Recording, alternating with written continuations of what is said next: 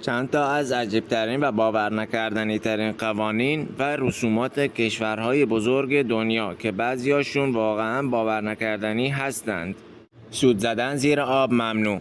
این قانون در یکی از ایالت‌های آمریکا از سال 1975 تصویب شد.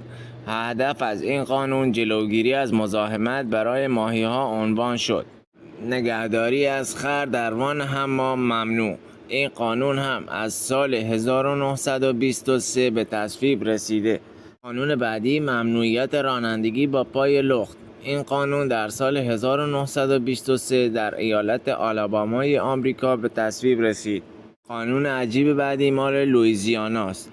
در لوئیزیانا اگر خرچنگ یک نفر دیگر را بدزدی این تبعات بسیار سنگینی دارد و اگر در سنگاپور پرده ها را نکشیده و مشغول رابطه باشید جرم محسوب می شود و جریمه نقدی در پی دارد.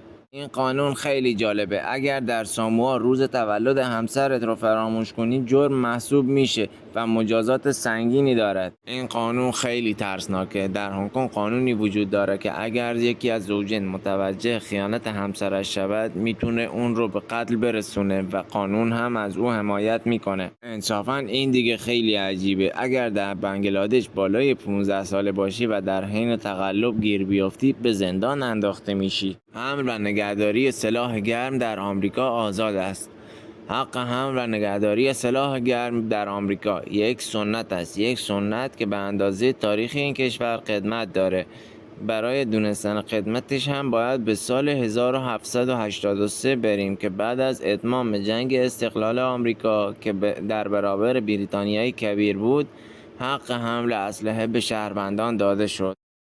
شرم‌آورترین رسم تسلیت گفتن در جزیره ماداگاسکار هنگامی که مردی بمیرد همسرش لخت در کلبه میخوابه و مردان قبیله با رابطه جنسی به او تسلیت میگن و بسته به نظر زن این مراسم بین 3 تا 40 روز به طول میانجامه. رسم بعدی پرشت از روی کودکان. ریشه این مراسم به سال 1620 به شهری در شمال اسپانیا برمیگرده و یکی از مهمترین قوانین این جشنواره این است که نوزاد باید کمتر از 12 ماه سن داشته باشد. رسم عجیب بعدی مال تایلنده. پذیرایی از میمونها. تاریخچه این جشنواره به سال 1989 برمیگرده. در تایلند میمونها تحدی مقدس هستند که در یک روز از سال برای آنها غذاهای متنوعی به سبک سلف سرویس تدارک می‌بینند و روی میزهای بزرگی قرار میدن که روی آنها را با پارچه قرمز میپوشانند و میمونها از خودشون پذیرایی میکنند. این یکی دیگه واقعا عجیبه. فستیوال پرتاب گوجه. این فستیوال در اسپانیا برگزار میشود. دنگ شترها.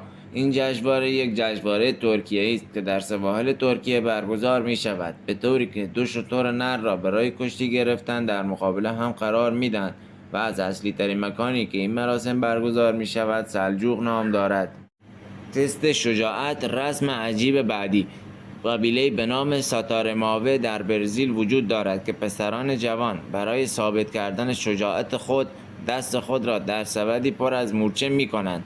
شاید فکر کنید این کار ساده است ولی باید بدونید نیش این مورچه ها واقعا دردناکه چون این مورچه ها یکی از دردناکترین نیش ها رو دارن. همونطور که در تصویر میبینید درد رو به وضوح میشه در چهره این جوان دید.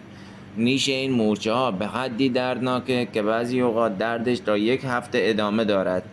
زندگی با مردگان. مردم اندونزی مرده هاشون رو دفن نمی کنند بلکه اونها رو در خونه نگه می دارند و ازشون مراقبت می کنند. شاید به نظر بعضیا این ترسناک باشد اما مردم اندونزی این مراسم را به عنوان یک جشن برگزار می کنند و معتقدند که مرگ به معنای خداحافظی نیست.